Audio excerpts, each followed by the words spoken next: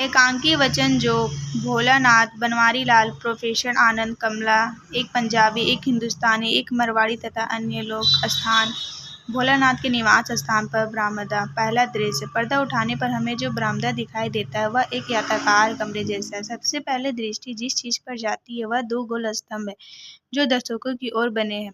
इनके कारण वह खुली तरफ 3 टुकड़े में बटी दिखाई देती है। इन स्तंभों की मदद से मोटे सरकंडों की डांट चढ़ी है। 3 बड़ी बड़ी टीके लगी है। सौभाग्य से चीखें गोल की हुई है और ऊपर बंधी है, इसलिए हम इस बरामदे नुमा कमरे में होने वाला सब कार्य व्यापार देख सकते हैं।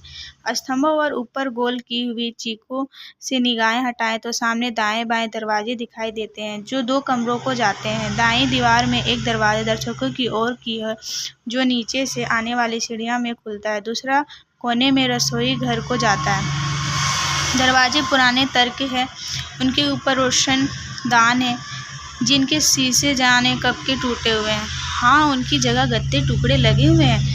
सामने के दोनों दरवाजे के सामने चारपाई बिछी हुई है जिस पर खेस दरी धोती लगी है और सिरहाने एक गोल तकिया रखा है। बाईं दीवार के साथ बेत की 2 कुर्सियां और बेत की एक तिपाई रखी है। दोनों चीजें पुरानी हैं, उनका रोगन जगह जगह से उखड़ गया है। पर्दा उठाने पर हमें प्रोफेसर आनंद को तिपाई के पास रखी कुर्सी पर बैठने का समाचार पत्र पल्ले उलटते रहते हैं।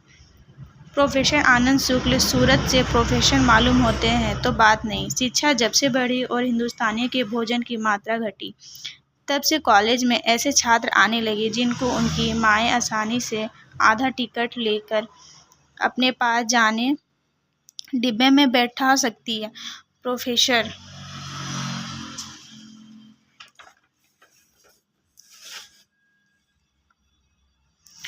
आनंद शायद छात्रावास में ही किस्म के छात्र थे। अभी अभी एमए करके पढ़ाने लगे हैं, इसलिए उनकी अवस्था में कुछ विशेष अंतर नहीं आया। उन्हें कोई भी मैट्रिक का छात्र समझ सकता है और इस समय तो प्रोफेसर की वेशभूषा में भी नहीं है। एक तहमद और कमीज पहने शायद हजामत बना रखे, क्योंकि ना सिर्फ साबुन की सफ़ेदी उनके चेहरे पर लगी थी दिखाई देती थी पहने, बल्कि तिपाई पर हजामत खुला सामान भी इसी बात की गवाही देती। पर्दा उठाने के कुछ क्षण बाद भोलानाथ दाईं ओर के कमरे में प्रवेश करता है। शक्ल सूरत से भोलानाथ प्रोफेसर साहब से कुछ मोटा ताजा है, पर जो बुद्धिमत्ता प्रोफेसर साहब के चेहरे से टपकती है उसका सर्वदा अभाव है।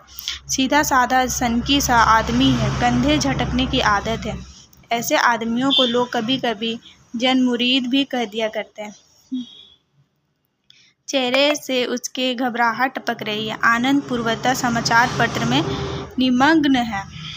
भोलानाथ प्रोफेसर के स्वर में, यार यह फिर आ गया, तुम मेरी कुछ मदद करो भगवान के लिए। आनंद बोलते हैं समाचार पत्र रखकर, कौन है यह? भोलानाथ परेशान सा चरपाई से धंस जाता है। भोलानाथ, यह एक बार आ जाता तो जाने का नाम नहीं लेता। आनंद, कुछ पता भी चले कौन है? भोलानाथ, अरे कौन क्या, राहों का आदमी। आनंद, राहों का तो यूँ कहूँ तुम्हारे वतनी। भोलानाथ, जब अपनी को हजारों लोग में वतनी है और कमरे कंधे झटक कर मेरे पास सिर्फ यही 2 है। आनंद, तो क्या इससे जान पहचान नहीं? उठकर बरामदे में घूमते हैं। भोलानाथ, बस इस बात का जोर हूँ और अपने भाई से कारनामे सुनता रहा हूँ। आनंद रुक कर, पर तुमने कहा ना कि फिर आ गया, तो इसका मतलब यह है कि ये साहब पहले भी तुम्हें मेजबाजी का सौभाग्य प्रदान कर चुके हैं। भोलानाथ कंधे झटकाते हुए हंसकर, अब क्या बताऊँ, जरा बैठो तो बिस्तर से कुछ कहूँ। आनंद चरपाई पर बैठता चाहते हैं। भोलानाथ, वहाँ क्या बैठते हो, इधर कुर्सी पर बैठो। आनंद चरपाई पर बैठे कर गांव तकिया बगल में लेते हुए, मैं यही अच्छा हूँ, तुम कहो। भोलानाथ कुर्सी घसीट कर उसके पास बैठते हुए केंद्र हंसकर सारोगोही में, बात यह है कि वह मेरा छोटा भाई है। परशुराम जैसा वह आवारा है, वैसे ही उसके दोस्त, उसका एक मित्र सोम या मोम, क्या जाने क्या, वह भी आता था। अपने इस भाई की बड़ी प्रशंसा करता था। आनंद, देशभक्त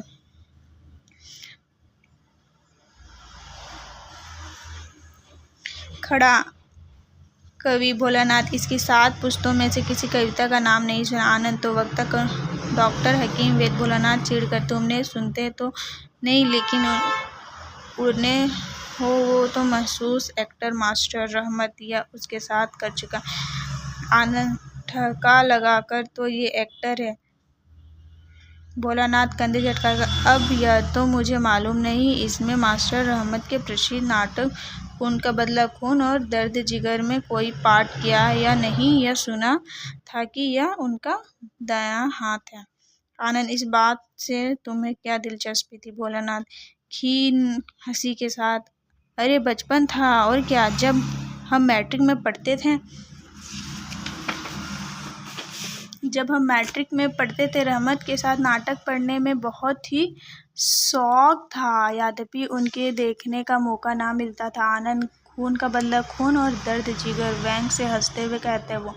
भोलानाथ, अरे भाई, उन दिनों हमारे लिए वे कालिदास और शेक्सपियर के बराबर थे। उनके नाटक पढ़कर और मोहल्ले के एक रसीली आवाज वाले लड़के से उनके गाने सुनकर हम उनकी कला का रसास्वाद कर लिया करते थे। आनंद हंसकर, और उनके अज्ञात प्रशंसकों में से?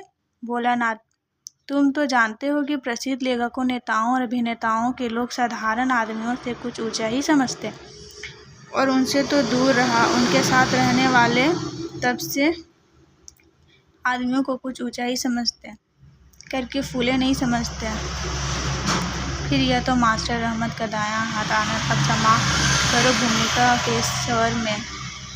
तो इनसे तुम्हारी भेंट हुई? फिर उठकर घूमने लगते हैं। भोलानाथ, भेंट? तुम इसे भेंट कह सकते हो? हमारे शहर के ये डॉक्टर किशोर आनंद ग्रुप का शहर ना, नहीं, कस्बा को कस्बा, राहू का कस्बा।